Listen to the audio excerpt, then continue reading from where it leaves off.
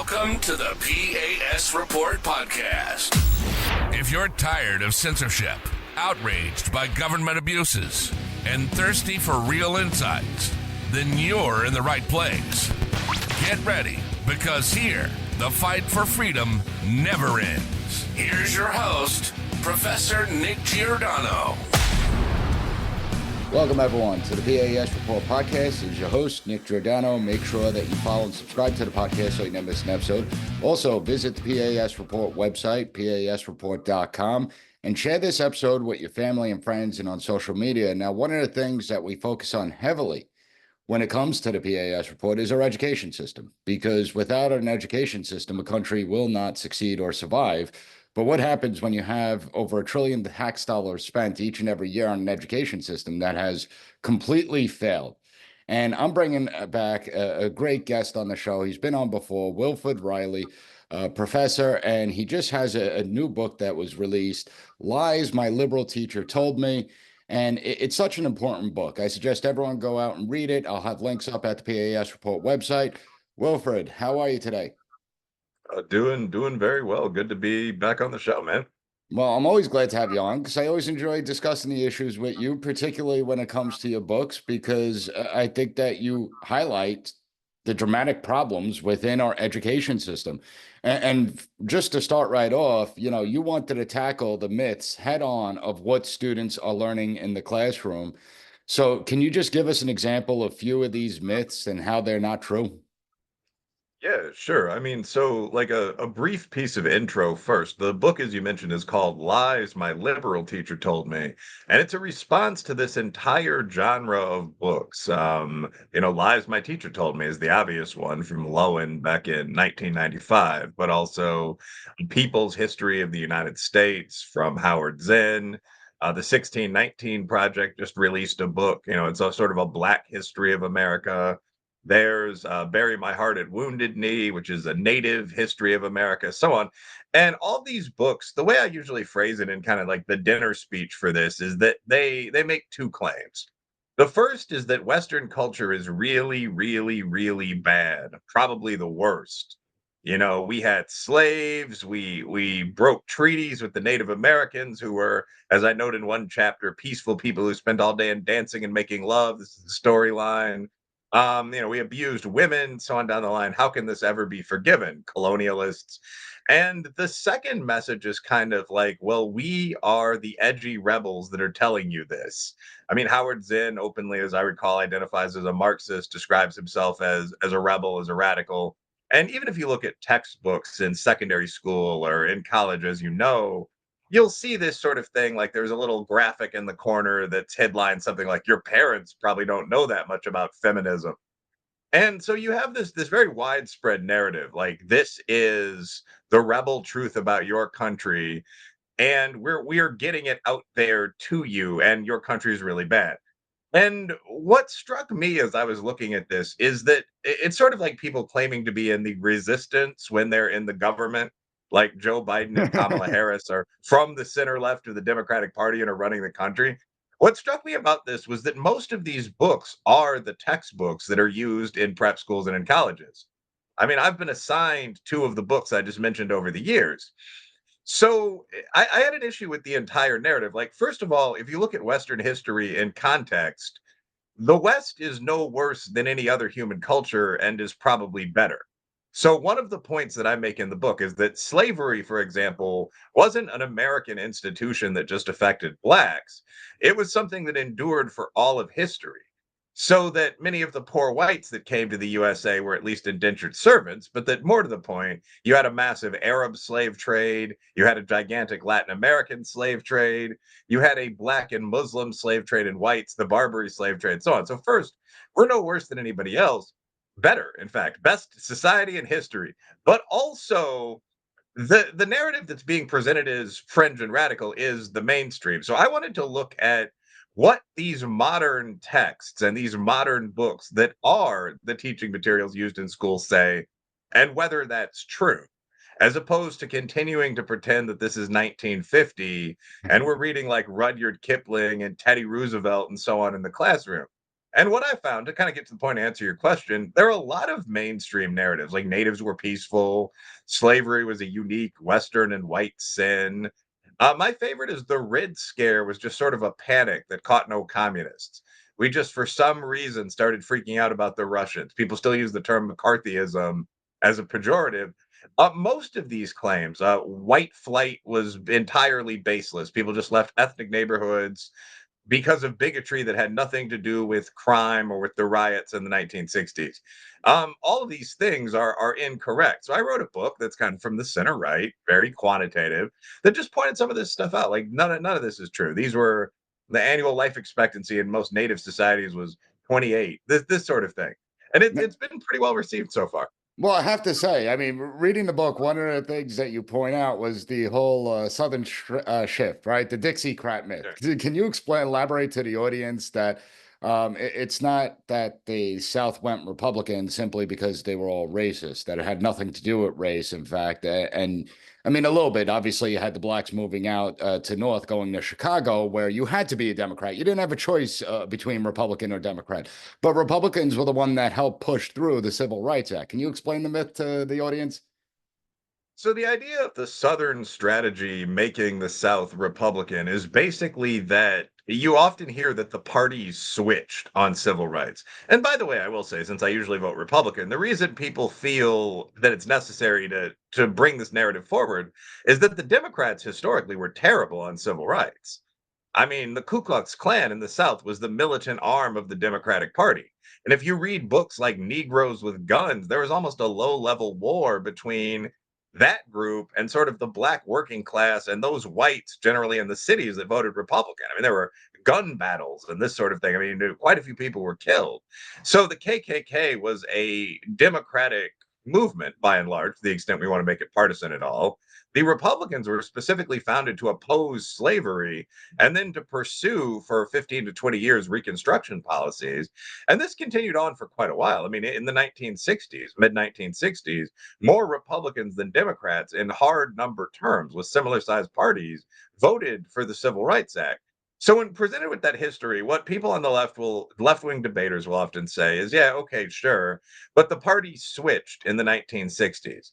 The South became Republican because Johnson signed the Civil Rights Act and racist whites began to migrate into the Republican Party. And what you find if you actually look at history is that it's a lot more complicated than that, to the extent where that narrative just is wrong. The Dixiecrats in the South in 48 and 64, for example, were an offshoot of the Democratic Party. Their name is kind of a combination of Democrat and Dixie, which is an old regional term for the South. So that in and of itself had nothing to do with conservatism. And even from that point forward, what you actually saw following the passage of the Civil Rights Act, you're right, there was some partisan shift, more than 5%, that's arguably due to racism. But what you also saw was a massive change in the composition and population of the South, one, and two, period of decades before the South started voting Republican. So the congressional And that I delegation. always find fascinating because when you look at state legislative houses, when you look at the governorships from, 1960, 70, and 80, it really wasn't until the mid 1990s that Republicans actually solidified a hold on the South. Yeah, and even then, Bill Clinton won some southern states. Yeah. So, I mean, first of all, you have a process that takes like 30 years. I mean, Kevin Williamson of National Review once said, well, if you're making the racism argument, things move slow in the South, but not that slow. But that doesn't make any sense. I mean, most of the old Dixiecrats stayed Democrats until they died. So that's one thing. But another thing also is that something I talk about in the book is that these non-sexy, very pedestrian forces often shape society a lot more than race, class, the things we're kind of supposed to be interested in. So one of the things that we've seen during the past 40 years in the American South is that population growth in the USA overall has focused on that region and on the West. So one of the big trends in our society has been people leaving the quote unquote Rust Belt, which means Detroit, Cleveland, Gary, Pittsburgh, all that, and going to the Sun Belt, to these pretty Austin, Nashville, these southern cities where the races aren't fighting anymore. You can buy land for a reasonable price. And that is the thing that most of the serious quants that I looked at really thought affected voting patterns in the South. You had these young executives from the North that at one point might have summered on the quote unquote redneck Riviera, or gone down there for some fishing or something, but weren't going to live in the pre air conditioning, racial tension South. And a decade or two later, actually moving there. So you can track, and I try to in the chapter, I think I do a pretty good job. You can track voting patterns in the South as you track migratory patterns to the South, like people just going there and living there. And southern cities would very specifically target this kind of migration. I mean, Atlanta was the city too busy to hate. They were running real estate ads in the airport, like, don't you like it down here? In the winter, are you ready to go back to New York or Buffalo, Chicago? So I mean that was the thing. That the population demographics of the South shifted radically. And you saw a slow partisan transition that largely matched that. Another thing that I don't focus on as much because it's harder to quantify, but the Republicans also moved to the right under and following Reagan and began presenting a lot of policies that the average Southern guy liked more than the Democratic policies. So again, there's this very simple reality in the room. I mean, how's the average Southern Baptist going to vote when it comes to abortion, for example? Okay, well, which party puts that on the table? How do you feel about the troops? Well, okay, who was in power when we won Gulf War One, and so on down the line. So it's a complex picture with racism maybe playing a 5% role. I made that number up, but it's probably about right. It's one of many variables, but it's not in the top 3 or 4. And I kept finding that throughout the book, and I've honestly found that through all of my work over the years, that these things like black performance in schools will just be attributed to racism, and you'll show up. And I'm from a very diverse neighborhood growing up. I mean, Irish, Italian, black, Anglo, I guess the white wouldn't be the correct way, but Mexican, so on. And it struck me looking at similar academic issues for all these groups in many cases that there's a lot more at play here. And that's what I've almost always found. And that's what I found in the context of the South.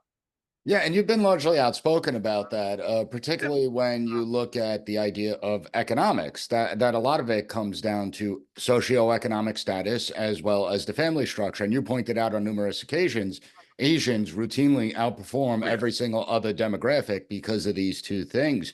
But these myths that you bring up, they've been propagated in our schools for decades. It's not like it just happened in the last 5 years with the emergence of George Floyd and all that. It's been for decades. What is the intent behind propagating these myths? I mean, I think that the intent is to shape young people's minds so they want to radically change our society. And I don't go into some of the more hardcore, almost conspiracy theories here. The goal is to destroy America, people working as external agents. I tend to think that you should rarely invoke evil as the cause of phenomena when other things like stupidity and partisanship are just available right there on the shelf. But I think that over the past 60 years, we've seen an extremely bizarre migration in statistical terms into education and into media. And that's reflected in terms of the ideas that are now presented in those fields. So in 2004, and I don't think they expected to get this result, Pew Research surveyed American national media figures to see how many leaned left and how many leaned right. And what they found was that the percentage that leaned right was 7%. That includes conservatives, libertarians, I think right of center. And by definition, everyone else was a liberal, which was the main category they looked at, a Marxist, or a left leaning moderate. And I say left leaning because their follow up questions, again, dealing with abortion, taxes, so on down the line. And as I understand, that's been replicated a few times since. And you can do similar analyses in academia, and people have. I think I wrote a piece. anthropology is like 64 to 1 or 64 to Oh yeah, 0. Sociology is about 50 to 1. Political science isn't too bad. It's only about 14 to 1. yeah, it's crazy. It's pretty crazy. But I mean, like the some of them, like sociology, actually, not to correct that, that's a correct figure from like 2 years ago. But sociology is 108 to 1, as we've seen some retirements. When I looked at the data earlier this year, Yeah, political science, 14 to 1. The friendliest field to conservatives is economics, where it's only 4.5 to 1. So you've only got 4 or 5 Democrats or communists for every Republican in economics, which has traditionally been a very conservative field. I think we've all seen how, the Laffer curve is done versus Marxism. But like that has an impact. So there's a conversation to be had about how that happened. I mean, was it Well, I want to intentional? ask you about that because when we look at academia, I mean, listen, when I went to college, there were far left professors. There were some avowed Marxists on the college campus, but they didn't necessarily push their ideology on the student body. And they actually encouraged discussion in the classroom. They loved to have the debates, but they would teach and they were subject matter experts. It Mhm. seems like over the last 20 years, professors and teachers in the K through 12 system lost something that they're no longer experts in the field and they're filling that void with their ideology. Are you seeing the same thing? Oh, yeah, you see that from time to time, certainly. Now, I do think that most professors, certainly if you're a Democrat instead of communist, are, reasonably ethical in the sense of, you tell your students to read different perspectives and so on. I've had classes where I gave them extra credit points if they subscribe to any real newspaper. And that could be, the Washington Times or the Washington Post. Like, I don't really care. That sort of thing is common. But I do think that it matters that the disparity is so remarkable. Like, have you ever read the attitudinal model? I have. Yeah. Yeah, the old Siegel and Spaeth classic. The thing that's interesting about that book is that, they would never say something along the lines of morality is not real. These are these staid older scientists. But what they find is that the decisions of solo leaders, especially males, can be predicted, whatever it was, 92%, just by knowing their political party, knowing the partisan affiliation of the appointing president for judges. And I've never done a massive follow-up of this using modern methods, but I would assume that's true in most fields. That in almost every arena, there's normally a split between liberals, conservatives, moderates, and there tend to be kind of theories of life that you're more likely to hold if you are a conservative, and theories of life that you're more likely to hold if you're a liberal. A conservative might be a traditional Catholic in the Jesuit tradition. A liberal might be a moderate feminist or something like that. And what we've got in higher education right now is all liberals. So every theory that everyone hears comes from the left side of the aisle. I remember I was recently invited to submit work to a new journal. It's a pretty good journal. Not going to name it. They've done a good job so far, but it was just like your work can come you can come from the perspective of like liberalism, leftism, Marxism, Maoism, feminism. It just went on, and they skipped like conservatism and libertarianism totally because it didn't occur to them that there would be people writing from those perspectives. So I think that's the issue. Like you've seen this real consolidation in these fields, and it affects what gets printed, what gets published. Like last point on this, but I mean, almost every article in sociology kind of focuses on the theme of where can we find racism against minorities or sexism against women. And that's actually a quote from the sociologist Rod Grant, who was a sparring partner of mine, but an interesting guy. But the reality is that it would be just as easy in the affirmative action era to find sexism against men or racism against whites. It's about 50-50. The country's 60% white and 40% minority. Nobody's looking for the answer to the second question. So what you wind up with is this entirely one-sided discourse and conversation. And yeah, I think that's an issue. And I think that issue is worsening.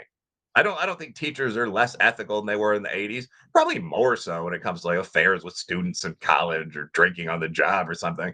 But I think that they are far more partisan. I mean, 18% of social science professors are Marxists. Well, isn't it like a death spiral? I mean, if we look at it, you have an education system that breeds ignorance, and they're creating the next generation of teachers that are going to go back into the classroom and teach the stuff that they were taught when they were going through the school system. No, I think that's exactly correct. And that's like these ideas. What I notice actually is that the ideas that my generation thought of as fringe are now thought of as mainstream. And that's unless we really strike back with like the U Austin and so on, and actual governors penalized, limiting what you can teach at some of these institutions and so on. That's pretty likely to intensify.